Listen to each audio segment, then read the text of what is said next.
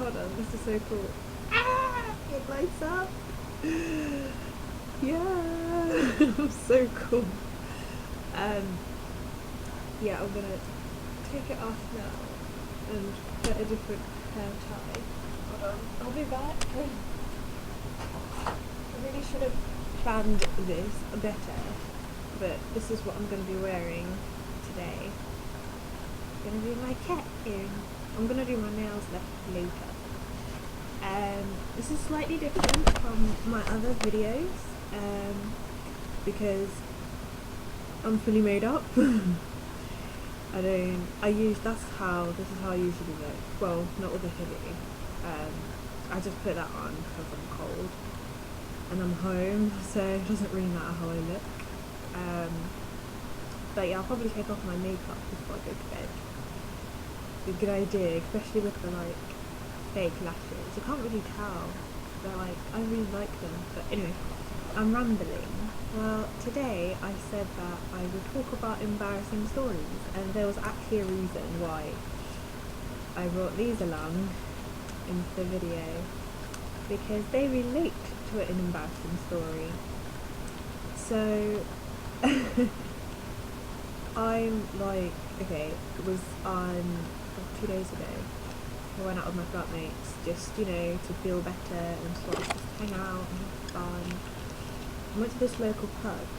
Local pub. It's kind of like a pub student bar thing. And I met this guy who, I kind of know him from afar, which sounds really creepy.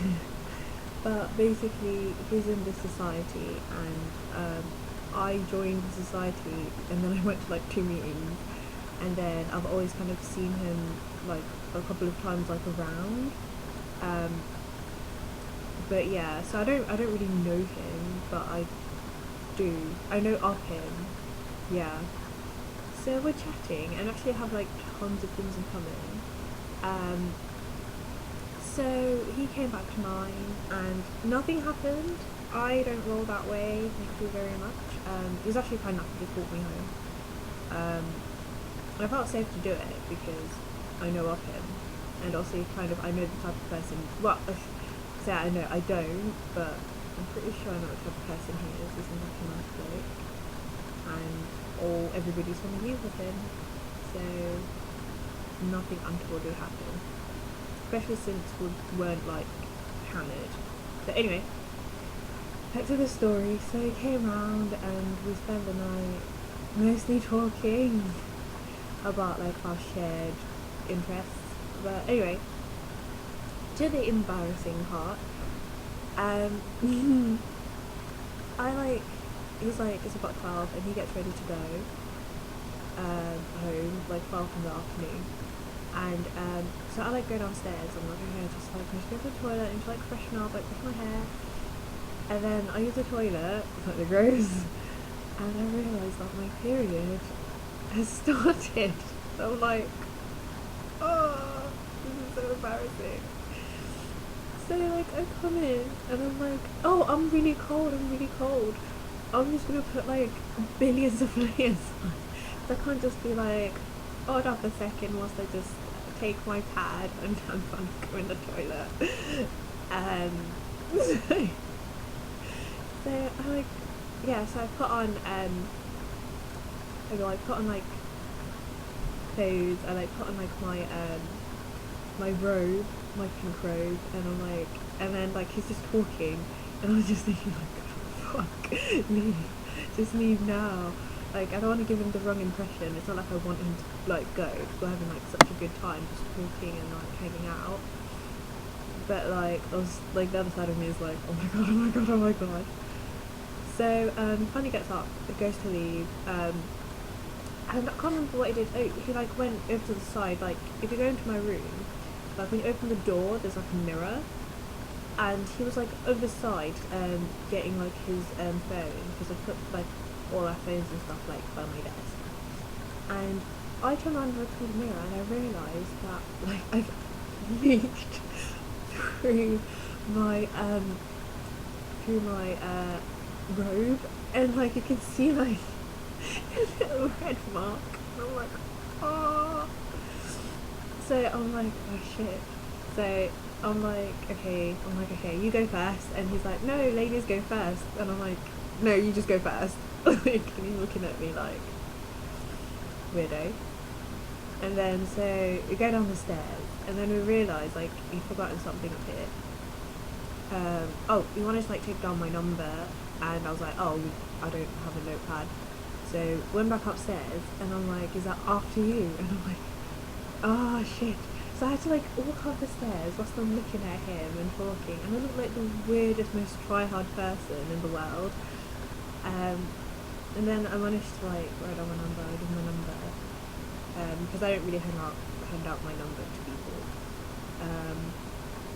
So, and then he goes, and like as he's leaving, my other flatmate, one of my flatmates comes out. She comes out the room, and I'm like, oh, great. And we just both think about like, I'm like, whatever. So, and then her boyfriend comes out, and they know each other, her boyfriend and the guy, and they're talking, and I'm like, shit, my period is still on, and there's only 17 days. Like, I'm terrified that like I'm going to be walking away like dripping blood. And then they walk off, and then he's like, oh, and then it's like a kiss goodbye, which is really sweet. But I was like, please do not make like keep being a gentleman. Don't let your hands wander, because this is gonna be fucking awkward for both of us. And then he left, and he checked me later, so I'm guessing he didn't see it. I'm gonna, yeah, so that's my embarrassing story. I have other ones, but I don't think I should really talk about them. Some of them are just too fresh. Not as fresh as that one, but yeah. So there's an embarrassing story. Yeah, basically slightly off topic with the whole like depression and like being kicked out thing. But I just thought, let's liven things up, and okay, I've been kicked out, and yes, I'm depressed, but it's not gonna help me like sit down and cry all the time. And maybe I'll make someone happy. I don't know. Maybe you'll find it funny. It was just a horror, slow dawning horror. Just like my period just decided to come early, but apparently that's a good sign, because if you're like really really sexually attracted to someone,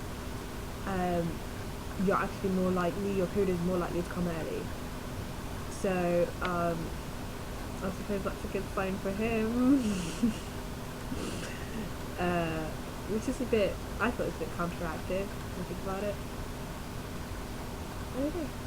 Anyway, so yeah, I can't really think of anything else to say. To be honest, I'm just sort of like going about my life, trying to sort out, trying to like, slightly on a downer now.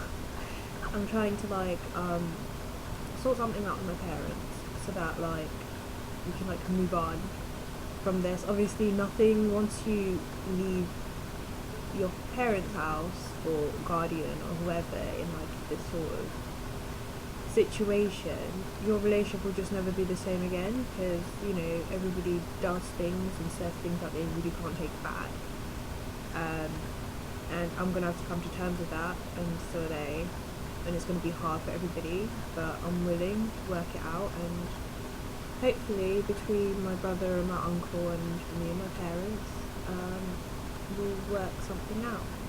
And even if we never become close, I hope they'll be in my life, and I hope we'll be able to celebrate together and cry together, and like if I get married, I want them to be there, and I want to like be there at Christmas, and I want them to come to my graduation, and like I want to be there for them, and yeah, I'm just sort of gone past the like teary stage. I miss them a lot. I just miss them. Like I feel like there's like a hole in my heart, and I've been getting really anxious, so it makes it really hard for me to leave my house. I never thought I'd ever say this. I never really understood people who did this, but I get really anxious when I'm in my room, but then I get extra anxious about leaving the room, and I know that as soon as I leave my room and I go somewhere else, I'll be fine. But it's like, it's just really hard. It's like if you're like about to bungee jump, and you know you've got the rope, you know everything will be fine, but like stepping off the cliff is like terrifying, and that's just how I feel every time I leave my room, or I get a text, or a phone call.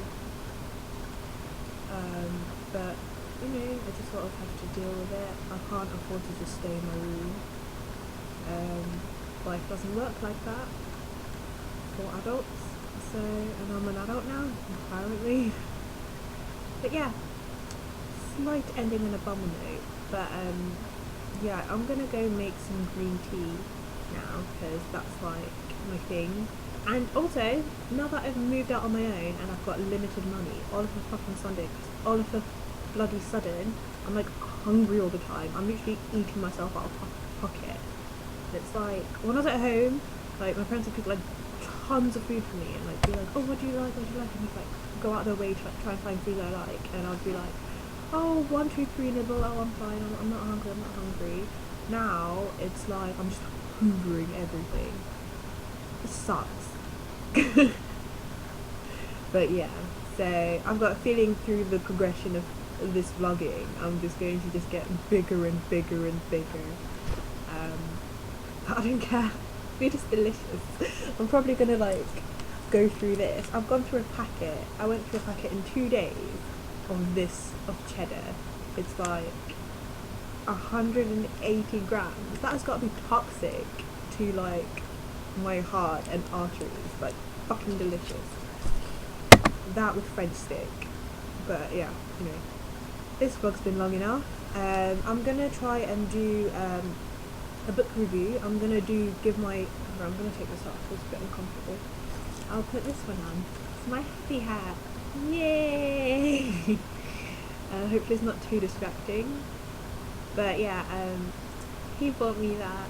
The guy who is nice, who I'm not going to name in case, in the unlikely event he finds. Okay, if he finds this, he'll probably figure out it's him. But I'm still not gonna name him. Anyway, what was I saying? I've forgotten now. Yes. Tomorrow I've been reading some books because I have no life, and I'm going to try and do a book review on a book that I really enjoy. I read it when I'm like upset. Actually, it's just sort of like gives you. Well, it doesn't really give me perspective, but it's just like a really good story. It's not too like heart-wrenching. It's got good comedy, and you know, it's good. So I don't know. I'll do the video tomorrow. I'll probably edit it tomorrow, and then I'll probably put it out the next day because I have a job, which is weird. But yeah. So bye guys. Thanks for watching.